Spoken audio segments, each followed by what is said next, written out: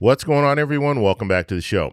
So today we are going to focus on North Carolina. We're going to take a look at Roy Cooper. Roy Cooper is a Democrat, and he has a really good chance of flipping North Carolina. We'll take a look at some of the latest polling, and then we'll take a look at the Senate map. We'll do all of that in this video. But first off, you guys can do me a favor. Please like the video. If you're watching this video and you want to see more content like this, please consider subscribing to the channel. So before we get started, I do want to say please pray for Venezuela. They had 2 earthquakes yesterday, and parts of Venezuela were completely destroyed. So please say a prayer for Venezuela. So let's get right into the information. We're looking at 270 to win, and this is the latest poll here, Catawba College.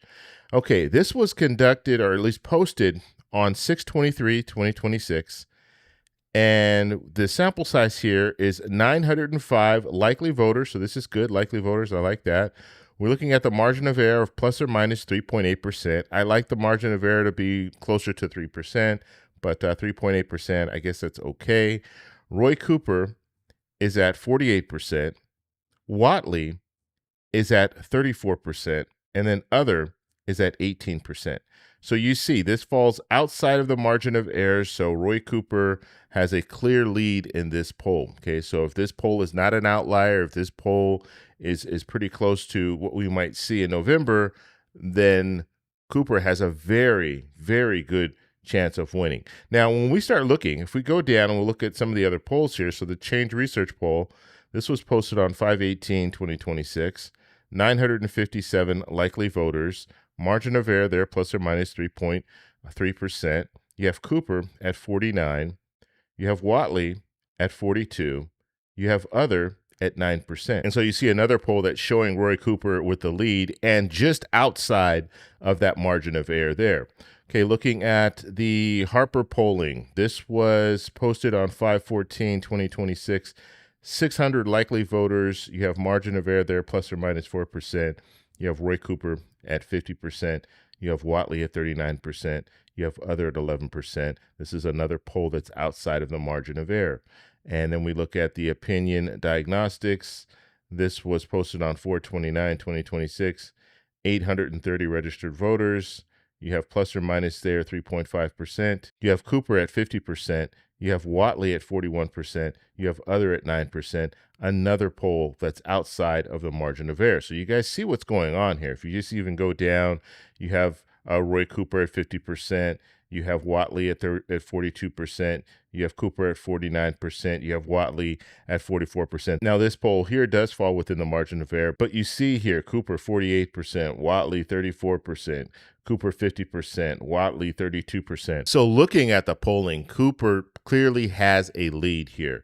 And even looking at the prediction market, if we can pull that up, let me see, it's right here. So let me show you that. Prediction market is showing, Kalshi is showing us North Carolina Senate winner, Roy Cooper, 87% chance of winning. You have Whatley at a 13% chance of winning. And so you can see Roy Cooper has a really good chance of winning in North Carolina and flipping this seat. Because remember, a Republican currently holds this seat, but that Republican has decided to retire. And so now Roy Cooper has a good shot at winning.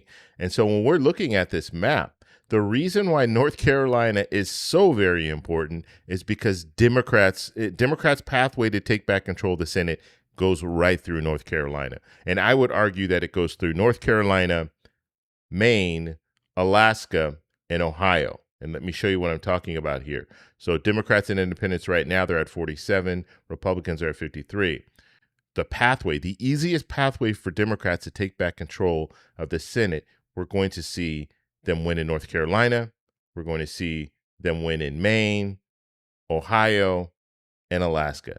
That is Democrats' easiest pathway to take back control of the Senate. Now, if they're not able to win in North Carolina, let's say Whatley finds a way to pull it out. Now we're looking at a situation where Democrats and independents would have 50, and then Republicans would also have 50.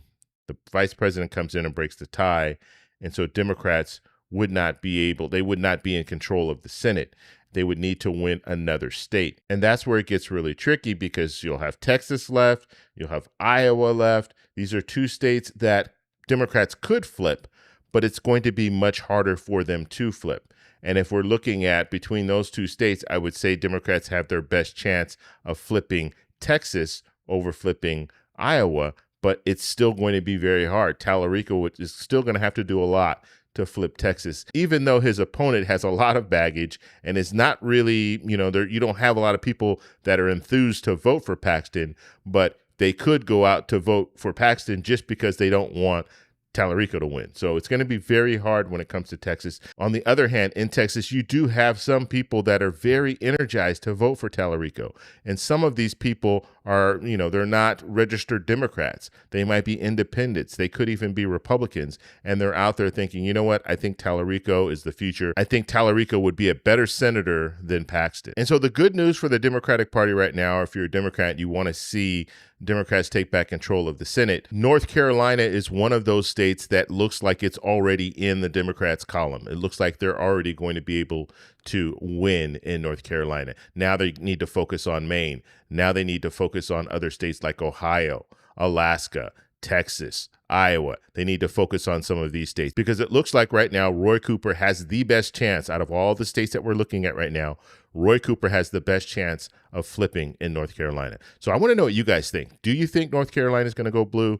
Let me know in the comments below. If you like this video, please give me a thumbs up. Please subscribe for more. And remember, stay informed, stay engaged, and I'll talk to you in the next one. Bye. So that's all we have for this video. Make sure if you guys want to send me an email, you can do that, david@thetecshow.com. Like the video, subscribe for more, and check out these videos over here for some more great content. Talk to you later. Bye.